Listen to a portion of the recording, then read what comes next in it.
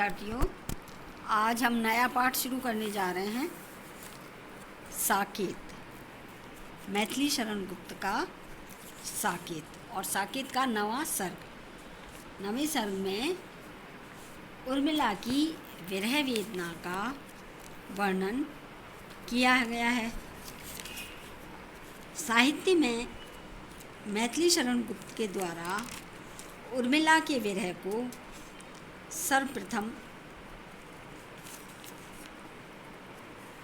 मैथिली शरण जी ने ही महसूस किया। उनकी पीड़ा का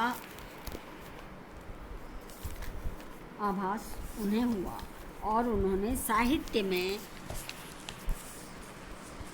उनकी पीड़ा को अभिव्यक्त किया। इस अवतरण में गुप्त जी ने महाकाव्य के नवे सर्ग से उर्मिला विरह से संबंधित प्रसंग लिया है। इसमें गुप्त जी ने उर्मिला के अनेकों मनोभावों को बड़े सुंदर तरीके से चित्रित करते हुए उनकी विरह व्यथा की अत्यधिक पीड़ा को अभिव्यक्ति दी है।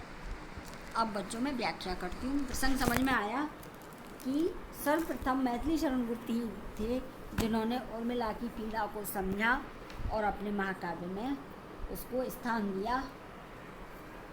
व्याख्या करते हैं विद्यार्थी, अब सुनो ध्यान से। अरी वेदना, इस वियोग काल में तू भी अपनी अच्छी सहचरी बन गई और मैंने आज तुझसे ही अपनी घनी चाह प्रेम को पाया है। अर्थात विरह वेदना से ही प्रियतम की प्राप्ति की अभिलाषा और भी तीव्र होने लगी। अरे वेदना, तूने ऐसी नई किरण छोड़ी है कि जिससे मेरी निराशाओं का अंधेरा अपने आप मिटने लगा है। वस्तुतः तू तो वह चमचमाती हुई हीरे की कनी है, हीरे का टुकड़ा है, हीरे का कोना है जिससे मुझे भविष्य की सुंदर आभा दिखाई दे रही है। इसलिए मैं प्रियतम के विरह पीड़ा से दग्ध होती हुई उन विरह संताप के बाण की पैनी नोक की तरह अपने हृदय पर सालते हुए सजग बनी रहती हूँ। अर्थात ये जो तू चुभन मुझे दे रही है उससे वेदना मैं प्रतिपल अपने प्रियतम के स्मरण के लिए सजग बनी रहती हूँ। अब तो इस वेदना और विरह संताप के कारण मेरा शरीर शीतल सा होने लगा है, निश्चेत सा होने लगा है। अर्थात हृदयगत वेदना शांत नहीं होती और आँखों से अश्रुधारा बहती रहती है। अरे वेदना, तू ही मेरी अश्रुधारा और शरीर के संताप को बनाए रखेगी और तू ही मुझे तपाने वाली चंद्रकांत मणि जैसी बनाए रखेगी। आया समझ में? आगे बढ़ते हैं। उर्मिला कहने लगी कि अरे वेदना, तू मेरे पास आ, तू प्रियतम के अभाव में उत्पन्न होने वाली है। विरह वेदना तो जब संयोग काल में साथ रहते हैं तो वियोग में अलग अलग होते हैं। तो कवि कह रहे हैं कि उर्मिला कहती हैं कि अरे वेदना, तू मेरे पास आ, तू प्रियतम के अभाव में ही उत्पन्न होती है। अभाव की पुत्री है तथा प्रियतम को ना देख पाने से उत्पन्न हुई है।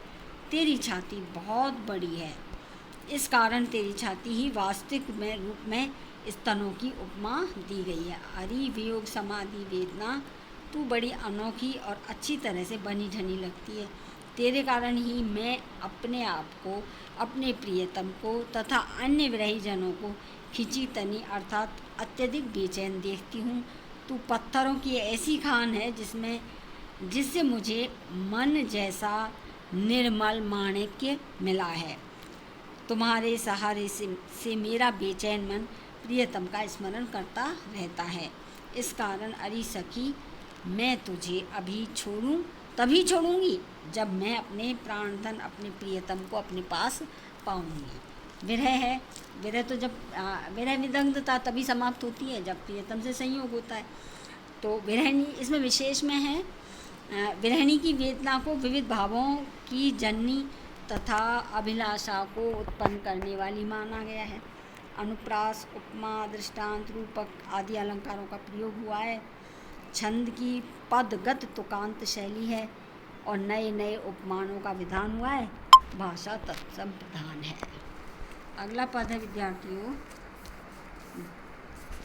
विरह संग अभिसार भी से लेकर और एक संसार भी। सप्रसंग क्या है? प्रसंग वही है। यह अवतरण मैथिली शरण गुप्त के महाकाव्य साकेत से लिया गया है, 9वें सर्ग से, और इसमें उर्मिला की विरह वेदना को मैथिली शरण गुप्त ने अभिव्यक्त किया है, बताया है।